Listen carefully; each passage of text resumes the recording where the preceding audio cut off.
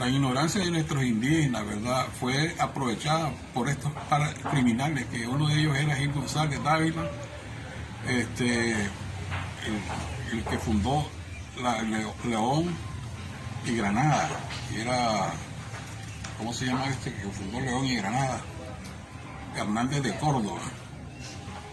También estaba Hernán Cortés en México, y todas estas líneas era un solo país en esos tiempos. Estaban completos, llenos de españoles que eran capitanes del ejército español. Venían en el plan de conquista y ellos traían bolitas de vidrio, canicas, ¿verdad?, para darle a los indios a cambio de oro. Era un despojo cruel y malsano, ¿verdad?, estos salvajes, que a estos 500 años de robo y desastre todavía están en deuda con nuestro continente. Mas sin embargo hay gente que todavía agradece a los españoles como que nos hicieron un gran volado. Si hubiéramos estado todavía en costumbres como los indígenas, tuviéramos a los mayas, a los aztecas, seríamos un pueblo libre y un pueblo culto con grandes conocimientos técnicos y científicos. Pero los españoles destruyeron todo ese milagro que Dios les había dado.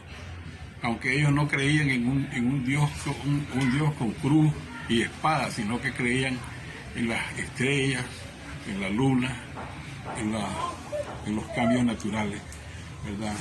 Esa era parte de la resistencia que tuvieron nuestros indígenas, y que los fueron minando hasta que quedaron pocos, ¿verdad? Todo el que se resistía era asesinado por estos bárbaros. Yeah. Sobre la sociedad colonial había una diferencia bien marcada, porque realmente todos los círculos de poder estaban manejados por los españoles, y aunque habían cruces de familias, ¿verdad?, de españoles con indígenas, ahí resultaban mulatos. Habían cruces de mulatos con españolas, y cruzaban otros zambos, qué sé yo, y habían otros tipos de cruces de familias, pero todos estos eran marginados. Los españoles dominaban todo, y a esta gente que nacía de estos cruces entre españoles e indígenas, los marginaban, los consideraban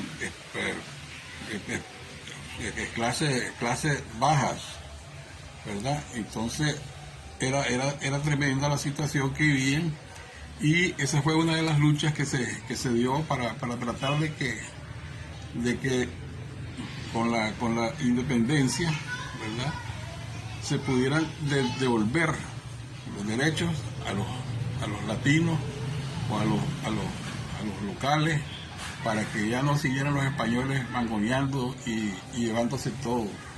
Eso fue una gran lucha, pero costó miles de vidas también. Ahí estamos. Vamos. La iglesia en la era colonial es un símbolo de corrupción de altos niveles, ¿verdad? Estos clérigos venían en los barcos apoyando a los prisioneros que venían a conquistar a los soldados, a bendecir a los soldados para que masacraran a nuestro pueblo. Cada escuadrón o cada pelotón de soldados tenía un clérigo, ¿verdad?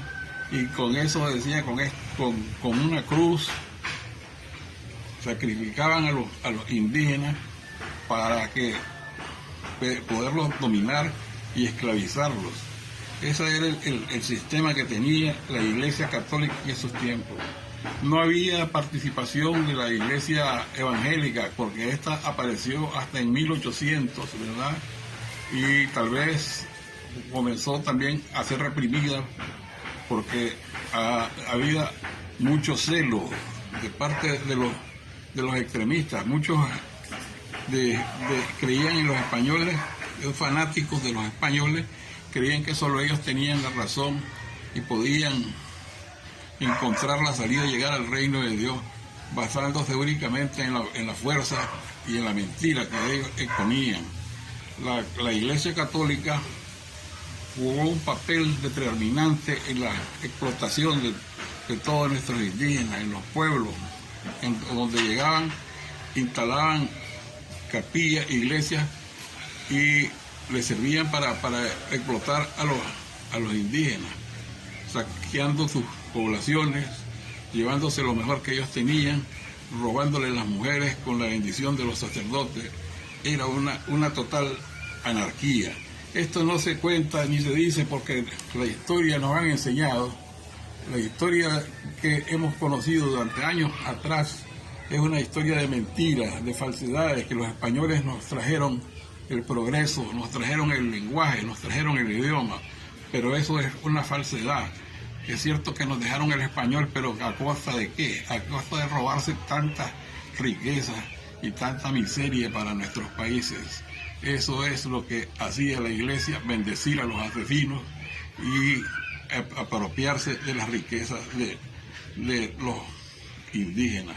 Por eso es que la Iglesia Católica es uno de los centros más ricos del mundo. La cantidad de riqueza que tiene la Iglesia Católica es capaz de darle alimento a toda la tierra durante un año y no sacan ni un centavo.